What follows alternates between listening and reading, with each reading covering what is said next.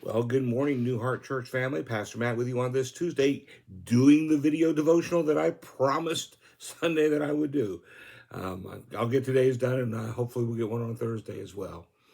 But I want to stay with the Advent theme that we started this past week, and let me start by saying I always to do these close my door because I want some quiet in here. Because you may have noticed we live in a very noisy world. We're often surrounded by very noisy people. Um, Sometimes we are those noisy people. Some of us are louder than others, I know, but there always seems to be noise around us. Pay attention to your surroundings and you'll see what I mean. Whether you're at a mall or in a car, or at a restaurant, or even at your own home, you'll find some level of noise. When I'm working around the house, I will often ask Alexa to play some background music. I don't pay a lot of attention to it, but it does provide a nice background for reading or writing, whatever I'm doing. We've trained ourselves to need noise. And I think some noise is good, and some noise probably not so good. When we're at a sporting event, our home team wants us to cheer as loudly as we can. They want the noise. To them, noise is good. I remember a story a few years ago claimed the Indianapolis Colts actually pumped in more noise when they were on defense than just the crowd that was there, and it was a pretty loud crowd to begin with. But they did that in order to confuse their opponent and give them maybe some kind of advantage. Um, so they consider that noise to be good. I'm not sure their opponent did, but they did. But sometimes the noise is not good. If you're trying to communicate an important message and there's a lot of noise going around, a lot of cheering going around, like if you're the quarterback trying to call signals and all that noise is in the arena, it might not be clearly heard or understood. And that happens in life, not just in sports. It's not that unusual for us to miss what somebody is saying because of the noise around us. We might often think that we know what they're going to say, and the noise that takes place is not around us, but inside of us, inside of our head. We start thinking about how we're going to formulate a response to what they say before they have finished saying it. It looks like we're listening, but in reality, we're thinking and plotting and questioning instead of really hearing what is being said. Now, don't get me wrong. Like I say, sometimes we need noise, but um, we also need to think about what we're listening to be able to respond appropriately. Um, the noise that we generate sometimes demonstrates the truth about who we are deep down. Sometimes we create a noise so that we can't hear what's being said because we don't want to hear it. Nevertheless, God has something to say to us amidst all the noise of the holiday season because He is an extraordinary God who speaks through ordinary people. So we ought to listen to what He has to say. The Christmas story tells us about Zachariah and Elizabeth, specifically about Zachariah.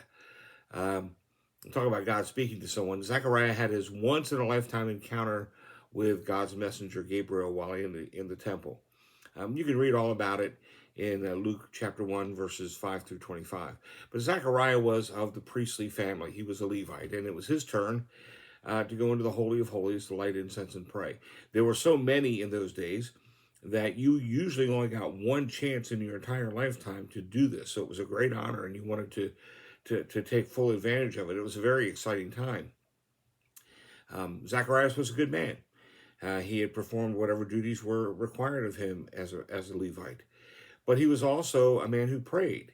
And he prayed to God specifically that his wife Elizabeth would have a child because she had not been able to have one. So even though the time was right for him to go into the temple and to perform that particular unique once in a lifetime opportunity, apparently he thought at that point the time was not right anymore for he and Elizabeth to have a child. They were too old, and they probably thought that this was never going to happen. So I've imagined what it was like to be Zechariah to walk into the temple.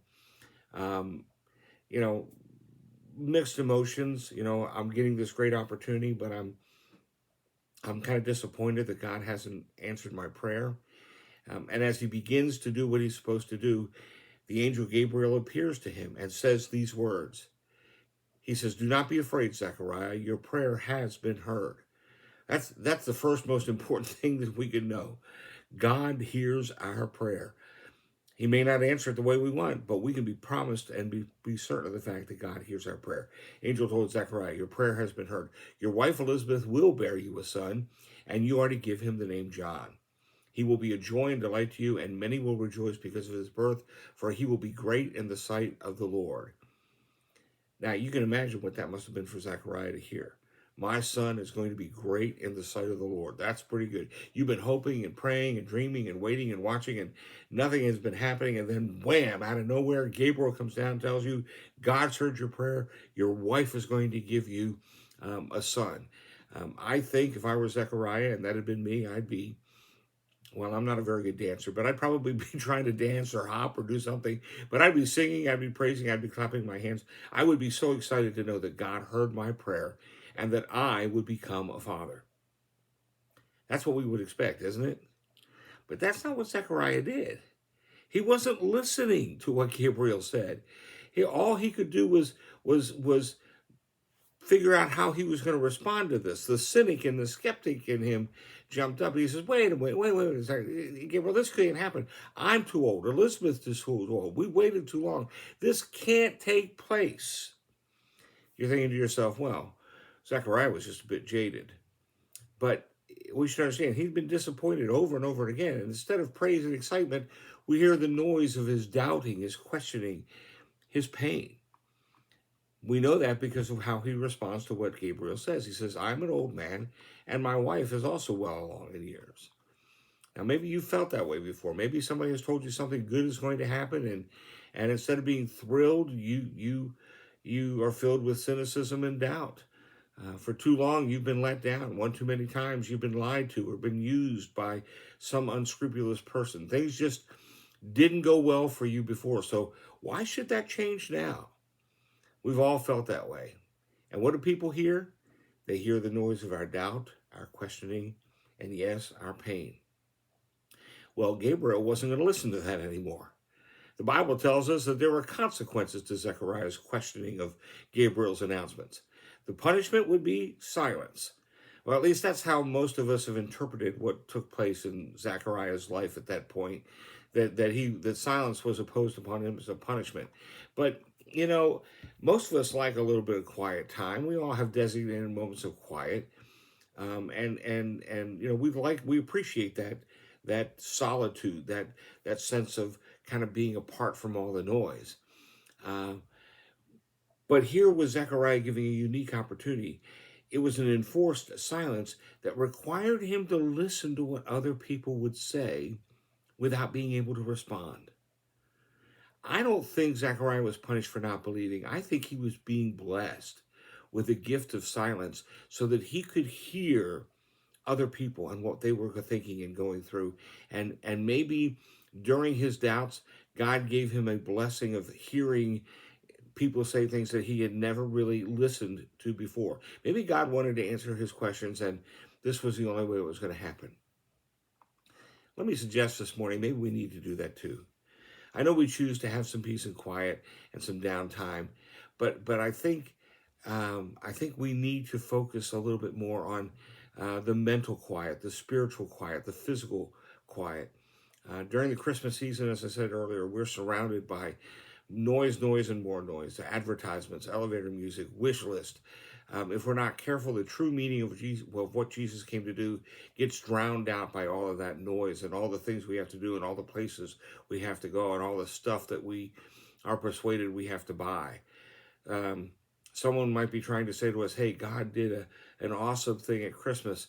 And we respond with, yeah, right, Jesus was born, but I got to get the wreath up. I got to get the tree trimmed. I got to get the party planned. I got to get the gifts wrapped. The noise of everything going around us can drown out the voice of God. Now, I'm not talking about making sure you get your Bible reading or your prayers prayed. I know most of you are very faithful to do that, especially this time of the year. But what we really need to do is to hear God and what he has to say to us. Not just talk to him, but listen to him. Read our Bible, not just to read it, but to be changed by it.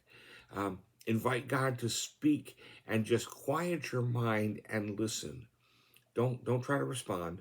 Don't try to talk. Just listen. Because I believe God wants to convey a message to us, a message of hope, a message of love, a message of peace, and a message of joy that comes during this Christmas season. this Advent season. He wants to answer prayers for us. He wants to share his heart with our heart. He wants to share his power with our weakness. He wants to share his peace in our turmoil, his mercy in our stress, his assurance in our confusion. He wants to do all that. But in order for that to happen, we must be quiet.